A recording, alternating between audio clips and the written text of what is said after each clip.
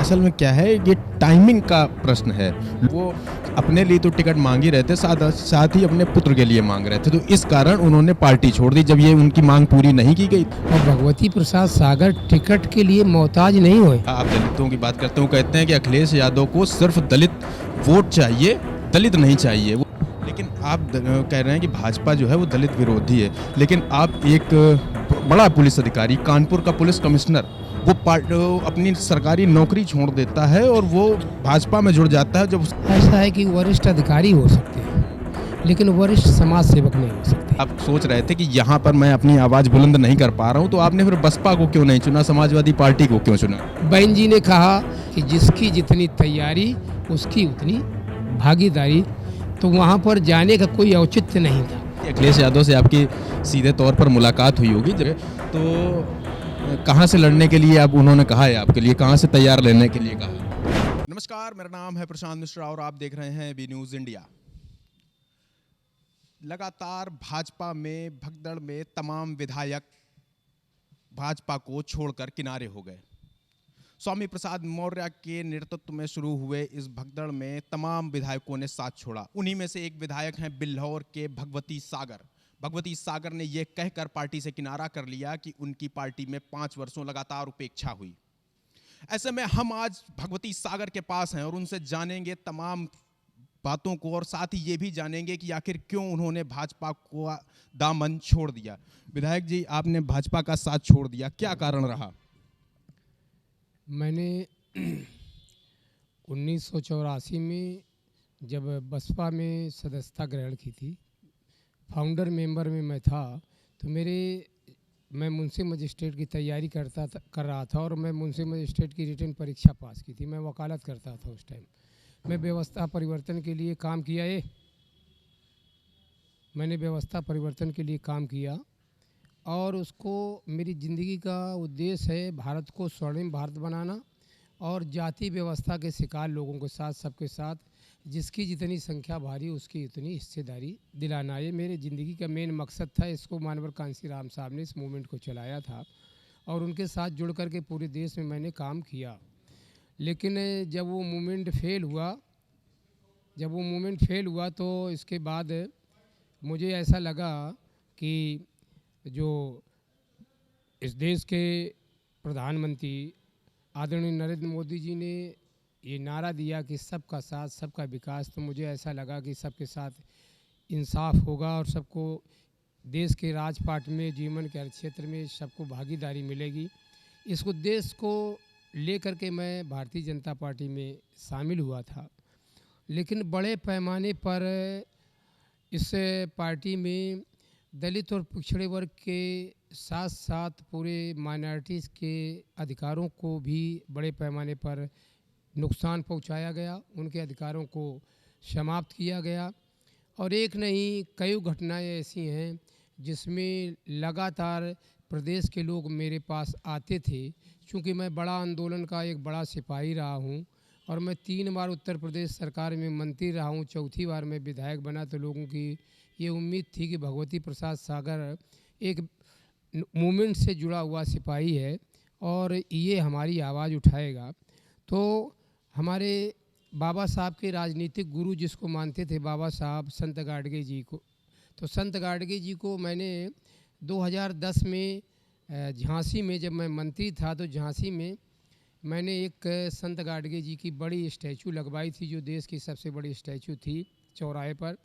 वहाँ पर उन्होंने दूसरी स्टैचू चौराहे पर ला करके खड़ी कर दी, तो उसका अस्तित्व ख़त्म कर दिया। और गाज़ियाबाद में संत गाडगे जी के नाम से मार्ग था, उसका भी नाम परिवर्तित कर दिया गया। जो सपा के शासनकाल में पहली बार 4.5 महीने में लखनऊ में परिवर्तन चौक बनाया गया था, उसमें जो शिलालेख थे, जो इतिहास था, उसको भी ख़त्म कर दिया गया, वहाँ से हटा दिया गया। तमाम घटनाएं हुई जिन पर मैं आवाज़ लगातार उठाने का प्रयास किया, लेकिन मेरी सुनी नहीं गई। मैंने बिल्हौर विधानसभा में, ये सबसे बड़ा दुर्भाग्य ये है कि जब मैं बसपा में था तो बिल्हौर तहसील और घाटमपुर तहसील ये कानपुर देहात ज़िले में थी और इनका कानपुर नगर में शामिल करवाने के लिए बड़े लंबे समय से लोग संघर्ष कर रहे थे, लेकिन कोई शामिल नहीं करवा पाया। जब मैं बिल्हौर से विधायक बना, मंत्री बना, तो मैंने बहन मायावती जी से सिर्फ अनुरोध किया था कि हमारा बिल्हौर का भाई और गांगूपुर का भाई वो माती में जाएगा तो एक दिन पहले चलेगा, दूसरे दिन अगर उसका कहीं मुकदमा हुआ तो बाद में आएगा। तो उन्होंने तत्काल हमारे बात को संज्ञान लेकर के बिल्हौर तहसील को कानपुर नगर से जोड़ दिया था, जुड़वा दिया था। मैंने चंद 1 महीने के अंदर अंदर जुड़वा दिया था। लेकिन दुर्भाग्य ये रहा कि घाटमपुर को भी हम लोगों ने और राजा राम पाल जी ने मिल कर के घाटमपुर तहसील को भी कानपुर नगर में जुड़वाया था। लेकिन दोनों तहसीलों का, कानपुर के घाटमपुर तहसील और बिल्हौर तहसील, इसका न्यायिक क्षेत्राधिकार अब भी कानपुर देहात में है। मजलूम, गरीब, निस्सहाय आदमी, और जब वो सर्दी में उसकी तारीख बिल्हौर से चल करके और उसको माती जाना पड़ता है, अरौल से चल करके गांगूपुर से चल करके माती जाना पड़ता है, और 10 बजे उसको पहुंचना पड़ता है, तो कभी भी ये संभव नहीं कि वो 10 बजे पहुंच जाए। जब तक कि ये स्पेशल साधन न होगा तो गरीब आदमी के लिए बहुत बड़ी समस्या थी। मैं लगातार 5 साल, 4.5 साल से लगातार इस शासन में मैंने इस मुद्दे को उठाया। कई बार आदेश करवाए गए मुख्यमंत्री जी से, लेकिन इसके बाद ज़मीन में उसको आज तक हमने उतरवा नहीं पाए। ये एक उस विधानसभा का, ये बिल्हौर विधानसभा का और घाटमपुर विधानसभा का, दोनों विधानसभाओं का सबसे बड़ा दुर्भाग्य रहा। और ये दोनों विधानसभाएं आरक्षित विधानसभाएं हैं, इसी के कारण उपेक्षा का ये शिकार होती रही हैं, क्योंकि कोई ऐसा नेतृत्व नहीं आया जो उनकी आवाज़ मुख्यमंत्री तक पहुंचाए और वहाँ का अच्छा विकास करवा पाए, जनता की समस्याएं उनके सामने रख पाए। मैं लगातार प्रयास किया, लेकिन कई प्रयासों में मैं असफल रहा। लोगों के साथ अन्याय हुआ। नचाई जो बन रहा है, इसमें भी तमाम लोगों की ज़मीनें गईं, किनारे पर जिनके घर थे उनको तोड़ा गया, बिना मुआवजे के तोड़ रहे थे। मैंने लिखित आश्वासन लेने के बावजूद वो काम नहीं रुका, और इसमें शासन स्तर से ऊपर से भी उसको संरक्षण प्राप्त था, जिसके कारण हम उसमें कुछ कर नहीं पाए। एक नहीं दर्जनों घटनाएं ऐसी हैं जिसमें मैंने क्षेत्र की जनता के साथ न्याय नहीं दिलवा पाया। तो ऐसी स्थिति में विधायक रहते हुए मुझे ऐसा लगा कि मैंने जो अब मैं तो 4 बार का विधायक हूँ, 3 बार मंत्री रहा हूँ। लेकिन विधायक जी, असल में क्या है, ये टाइमिंग का प्रश्न है। लोग कह रहे हैं कि विधायक ने इसलिए पार्टी छोड़ दी क्योंकि एक लोग आरोप लगाते हैं कि उनकी टिकट कटनी थी, ये चीज़ फाइनल हो चुका था, उनको अंदर खाने पता चल गया था। दूसरा कह रहे हैं कि वो अपने लिए तो टिकट मांग ही रहे थे, साथ ही अपने पुत्र के लिए मांग रहे थे, तो इस कारण उन्होंने पार्टी छोड़ दी। जब ये उनकी मांग पूरी नहीं की गई तो उन्होंने पार्टी छोड़ दी। ऐसा है कि भाजपा में पहले से कोई टिकट नहीं मांग सकता है। भाजपा में टिकट वाली कोई बात ही नहीं है। और भगवती प्रसाद सागर टिकट के लिए मोहताज नहीं हुए। भगवती प्रसाद सागर जहाँ बिल्कुल कभी जिनकी जमानत जब्त हो गई, ऐसी सीटों पर जीत करके भगवती प्रसाद सागर आते रहे। जहाँ कभी भी खाता बसपा में, मऊ रानीपुर में नहीं कभी खुला, 3रे नंबर पर बसपा थी, वहाँ पर मुझे यहाँ से भेजा गया, वहाँ से जीत करके आए। हम भोगनीपुर में कभी बसपा का खाता नहीं खुला था, वहाँ से हम जीत करके आए। बिल्हौर से कभी बसपा का खाता नहीं खुला था, वहाँ से हम जीत करके आए। और पिछले विधानसभा के चुनाव में, 2012 के चुनाव में, आपके बिल्हौर विधानसभा में भारतीय जनता पार्टी को 25,000 वोट मिला था। और वहाँ पर कभी उस विधानसभा में भारतीय जनता पार्टी का कभी खाता नहीं खुला था। वहाँ पर मैंने किसी को आने भी नहीं दिया। बहन मायावती जी ने हमको हराने के लिए 14 विधानसभाओं के रैली शिवराजपुर में की, बड़ा जमावड़ा इकट्ठा किया। तो मैंने कह दिया कि अब मेरे विधानसभा में कोई भी राष्ट्रीय नेता या प्रदेश स्तर का कोई भारतीय जनता पार्टी का नेता नहीं मैं चाहता हूँ यहाँ आने, नहीं तो मैं चुनाव डैमेज हो जाएगा, इतनी भीड़ में कोई नहीं कर पाएगा। तो इसलिए मैंने किसी को आने भी नहीं दिया। और 1,02,000 से अधिक वोटों को प्राप्त किया और लगभग 32,000 वोटों से मैं विजयी हुआ। जितना कभी पिछले चुनाव में तो 25,000 वोट मिला था और मैं 32,000 वोट से जीत करके आया हूँ।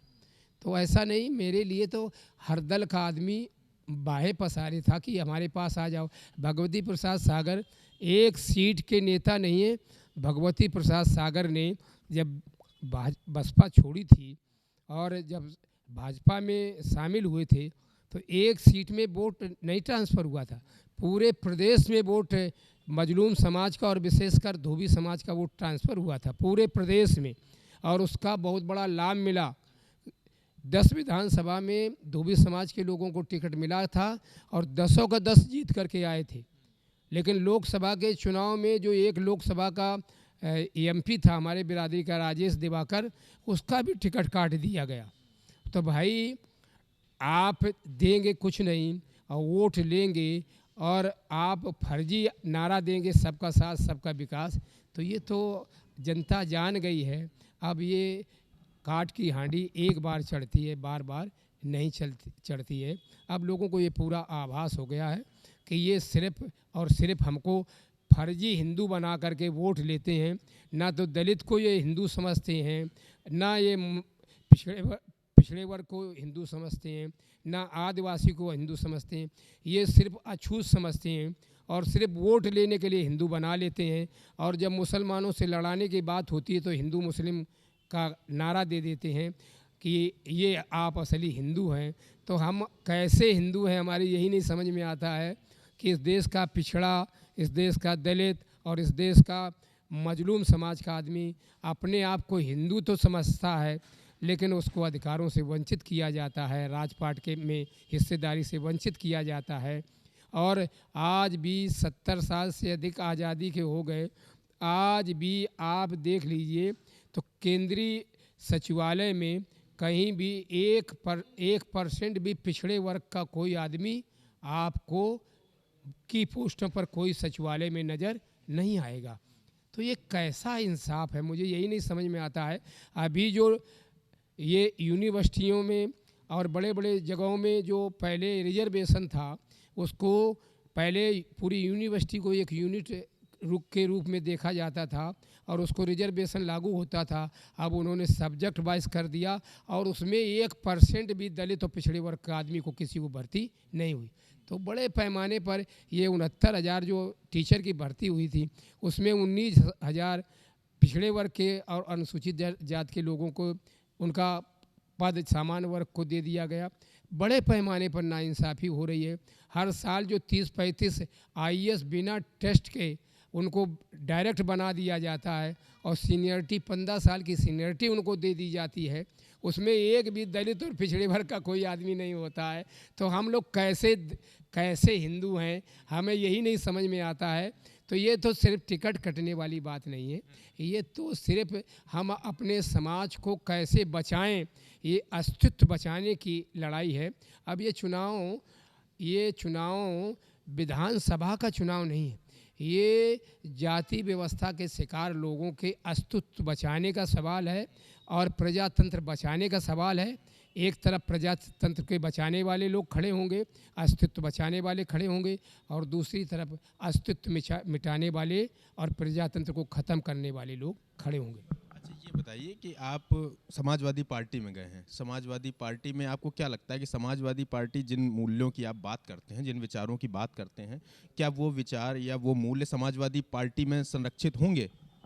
देखिए, ऐसा है कि बाबा साहब और डॉक्टर राम मनोहर लोहिया, इनकी दोनों की जोड़ी मिलने वाली थी, लेकिन कतिपय कारणों से वो उस टाइम सफल नहीं हो पाए। ये पहला ऐसा अवसर है जबकि नेचुरल अलायंस हो रहा है। ये हम लोग अम्बेडकरवादी हैं और समाजवादी पार्टी के लोग समाजवादी हैं, वो लोहियावादी हैं। तो ये दो विचारधारा अब जब मिली हैं तो अब हम किसी के साथ अन्याय नहीं करेंगे, चाहे सामान्य वर्ग का हो, चाहे मजलूम वर्ग का हो, चाहे जाति व्यवस्था के शिकार लोग हों, किसी के साथ अन्याय नहीं करेंगे, सबके साथ न्याय करेंगे। पवित्रता के साथ भारत को स्वर्णिम भारत बनाएंगे और जाति व्यवस्था के शिकार लोगों को भी न्याय दिलाने का काम करेंगे। जिसकी जितनी संख्या भारी उसकी उतनी हिस्सेदारी, ये दिला करके ही हम रहेंगे। लेकिन चंद्रशेखर आज़ाद ने अभी कहा, आप दलितों की बात करते हैं, वो कहते हैं कि अखिलेश यादव को सिर्फ दलित वोट चाहिए, दलित नहीं चाहिए। वो दलितों को स्वीकार नहीं कर सकते, उसे दलित वोट तो चाहिए उनको, इसीलिए वो जोड़ रहे हैं और बाकी इस और दलित चेहरा को वो आगे नहीं रखेंगे। ये देखिए, ये तो चंद्रशेखर जी से आपको पूछना चाहिए कि पहले वो अलायंस के लिए आए थे और अलायंस किन कारणों से नहीं हो पाया, तो ये तो राष्ट्रीय नेता जान सकते हैं। दोनों, एक अपने चंद्रशेखर जी भी अपने दल के राष्ट्रीय नेता हैं और समाजवादी पार्टी के राष्ट्रीय नेता माननीय अखिलेश यादव जी हैं।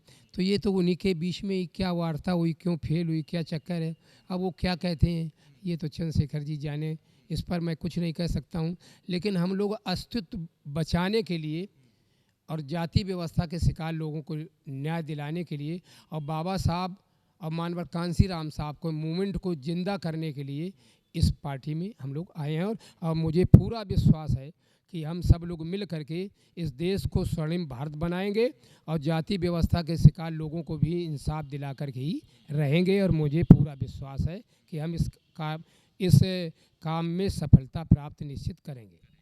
लेकिन आप कह रहे हैं कि भाजपा जो है वो दलित विरोधी है, लेकिन आप एक बड़ा पुलिस अधिकारी, कानपुर का पुलिस कमिश्नर, वो अपनी सरकारी नौकरी छोड़ देता है और वो भाजपा में जुड़ जाता है। जब उससे सवाल किया जाता है कि आपने सरकारी सेवा को समाप्त कर दिया, वीआरएस ले लिया, और तो उन्होंने कहा कि हम अब लोक सेवा करेंगे। लोक सेवा में लोगों ने पूछा तो आप भारतीय जनता पार्टी को आपने क्यों चुना, तो उन्होंने कहा कि दलितों के जो हित हैं, जो दलित समाज है, वो भारतीय जनता पार्टी में सबसे ज़्यादा सुरक्षित महसूस करता है। और आप उनके ऊपर इतना गंभीर आरोप लगा रहे हैं कि दलितों की पूछ नहीं है भारतीय जनता पार्टी में, और एक तरफ एक वरिष्ठ अधिकारी वो भारतीय जनता पार्टी के दस्ता ले लेता है। आज उनका शपथ ग्रहण समारोह है। ऐसा है कि वरिष्ठ अधिकारी हो सकते हैं लेकिन वरिष्ठ समाज सेवक नहीं हो सकते हैं।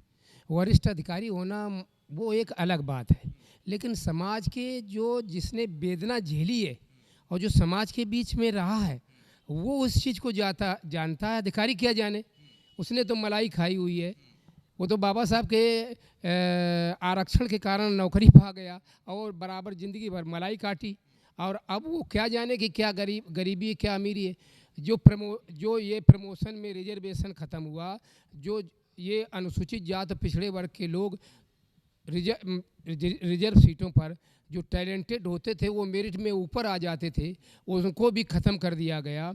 और महाराष्ट्र में और ये आपका मध्य प्रदेश में स्थानीय निकाय में भी आरक्षण ख़त्म कर दिया गया।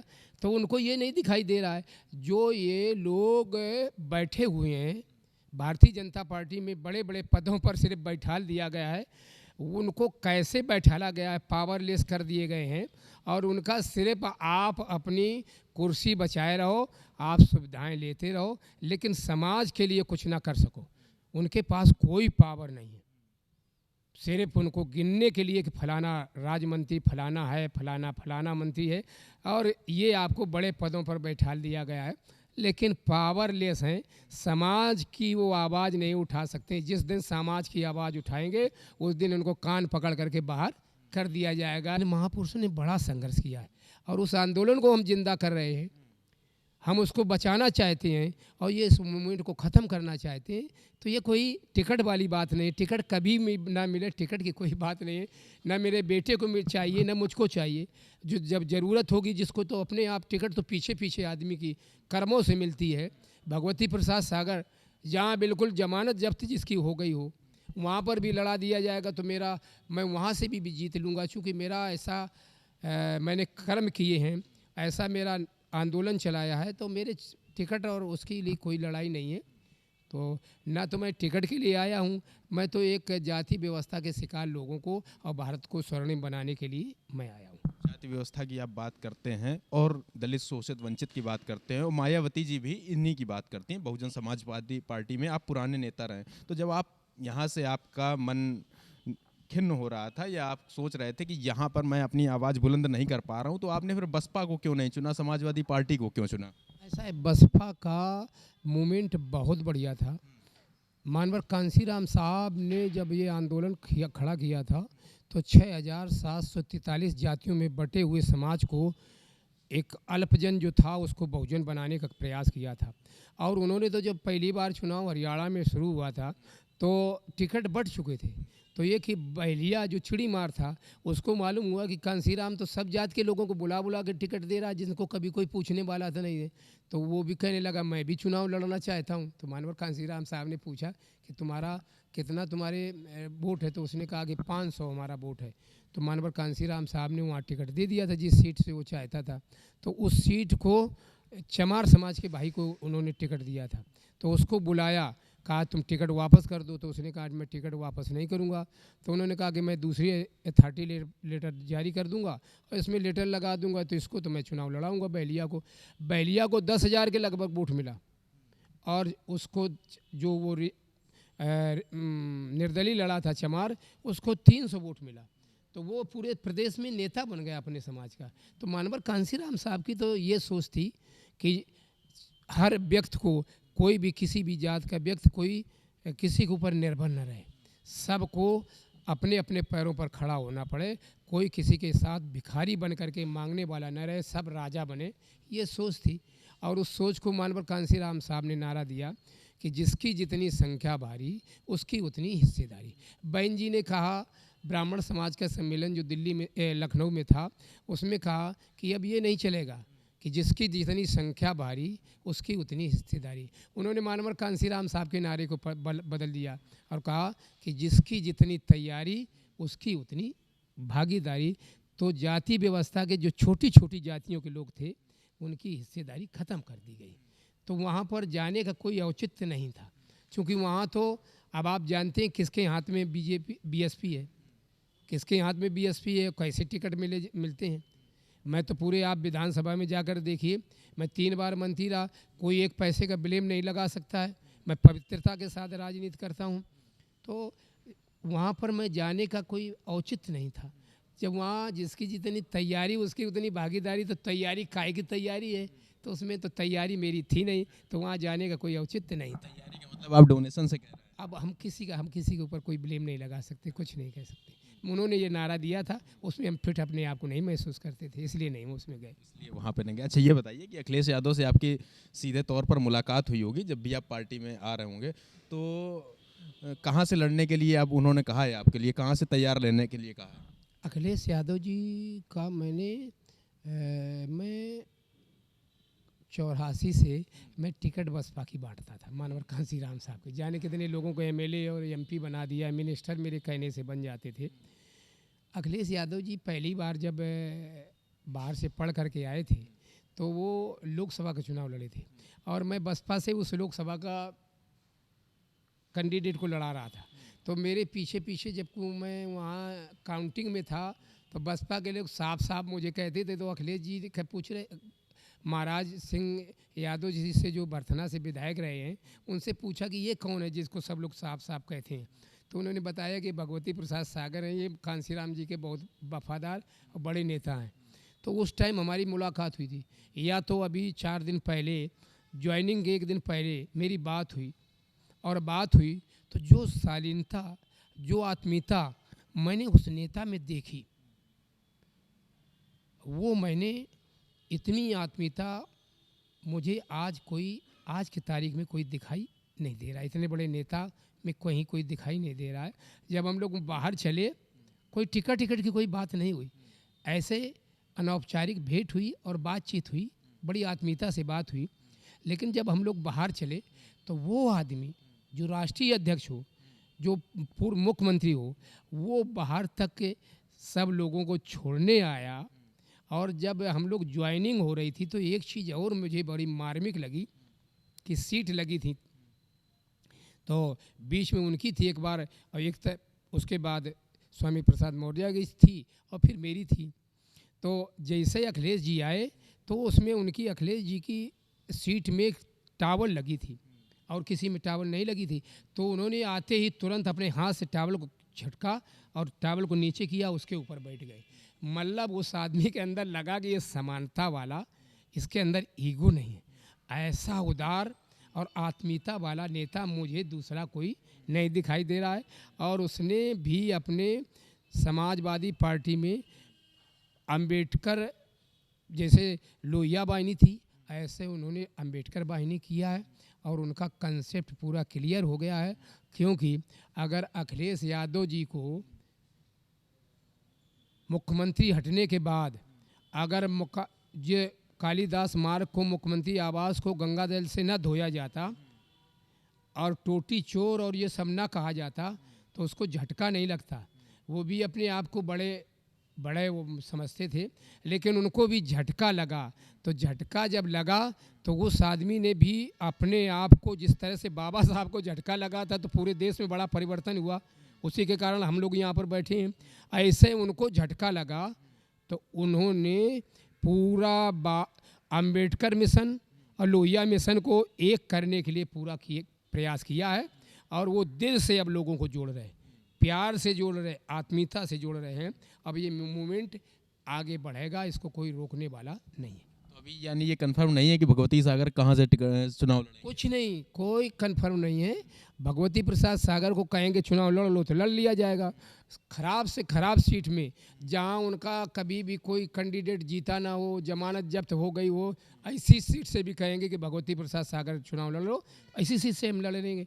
हमारा कोई ईगो नहीं है, जहाँ से कहेंगे वहाँ से लड़ लेंगे। हमारे पास बिल्लौर है, हमारे पास घाटमपुर है, हमारे पास आपका मऊरानीपुर है, आपके कन्नौज है, आपका ये आपके हमीर ये आपका उरई है। ये रिजर्व सीटें हैं, महरौनी है। जहाँ से भी कहेंगे वहाँ से हम लड़ लेंगे, हमको कोई प्रॉब्लम नहीं। हमने पूरे देश में और प्रदेश में काम किया है। भगवती प्रसाद सागर नाम के लिए मोहताज नहीं है, हमारा कर्म बोलता है और कर्म के आधार पर ही हम राजनीति करते हैं।